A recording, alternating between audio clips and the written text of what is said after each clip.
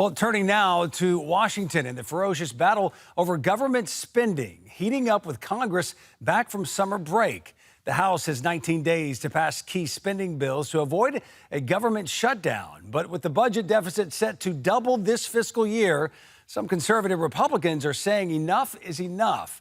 They're threatening to block these spending bills unless House Speaker Kevin McCarthy keeps his word and demands steep spending cuts from the White House and Senate Democrats. We're joined now by Representative Byron Donalds, Republican of Florida. Congressman Donalds, thank you for joining us. It's good to be with you. Thanks for having me on.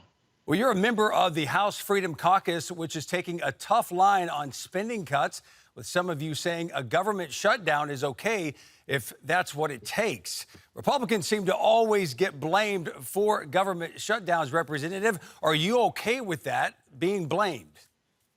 Well, I think that's the wrong way to look at it. First of all, the number one thing we want to see is that the southern border is secure.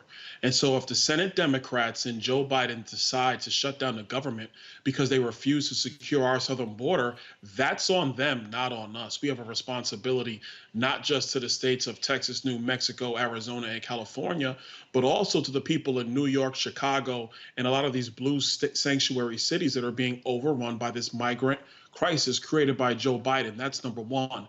Number two, Fitch Ratings just downgraded our debt 2 months ago because of the long-range spending problems of the federal government. It is high time that Republicans and Democrats work together to cut spending. And number three, you just said it, we're on pace to doubling the budget deficit from last year. COVID-19 is over. The pandemic period is over. We need to get our fiscal house in order. It's just that simple. And so the only responsible party that I see are House Republicans and some Senate Republicans who say enough is enough of the spending, because this massive spending has led to a massive inflation, which is hurting every working family in our country, and Washington must reverse course. Well, like you said, get it in order. And if that means Speaker McCarthy won't keep his promises on budget cuts by leading that side of the Republicans, would you support a motion to vacate, which could topple him from the speakership? Well, look, I think that's premature right now because there's still a lot of work that needs to be done over the next several weeks. But I've been very clear with the speaker. A clean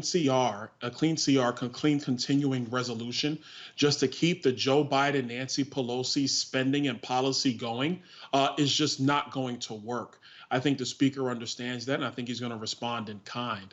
But this is really a message to some Senate Republicans and the White House and Chuck Schumer. The spending binge is over.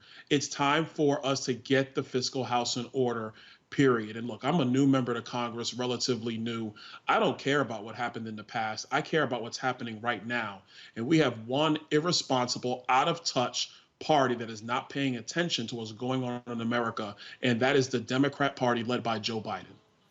Congressman, you just gave us the fiscal backdrop for the current debate. What is the minimum you and the rest of the Freedom Caucus would be happy with as far as support on these spending cuts? We've been very clear. We've been very clear, frankly, this entire calendar year. We want to see the federal agencies go back to pre-COVID-19 spending levels. I mean, folks, this is not that hard. We're talking about what the federal government was spending in the 2020 fiscal year. We're not talking about the 2010 fiscal year or the 2000 fiscal year. We're simply talking about 2020. Why is this important? Number one, there's a lot of access spending that got juiced because of COVID. All of that needs to come out of the system so our economy can get back on track. And so you don't have all this massive spending helping to keep this Joe Biden inflation, this Bidenomics inflation going. So our asks have been pretty straightforward, very, very simple. And we understand there are some adjustments that are going to be made in the Department of Defense, and that's fine. But for the other federal agencies, there is no reason they need to be spending in a post-pandemic environment. It doesn't make any sense. Speaker McCarthy said before he was going to curb government spending and use the debt ceiling debate back in the summer to show he was staunchly serious about that. Are you seeing that tough talk now from him? No, I'm not seeing enough of that right now. You know, I think what the speaker's trying to figure out is a way to get through September 30th while not trying to see a government shutdown. And let me be very clear. Nobody has a goal of shutting down the government. But if the government's not going to secure our border, if the government is going to be flagrant with respect to the people's money, then frankly, what good is it at that point? We have to be responsible with the people's money. And I find it interesting that all of the press is now concerned about a government shutdown, but they were not concerned with blue state governors, Democrat governors, and Joe Biden shutting down most of the country for a significantly longer period of time than they needed to be shut down because of COVID-19.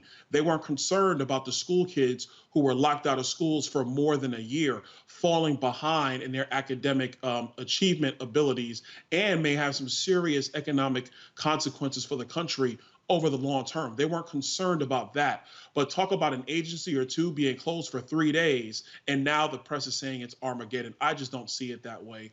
We need to be responsible. If the American people can be shut down because of a pandemic, the federal government can actually be shut down to get its fiscal house in order.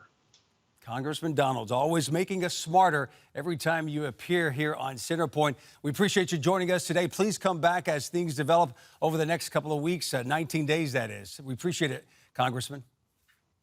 Absolutely, anytime.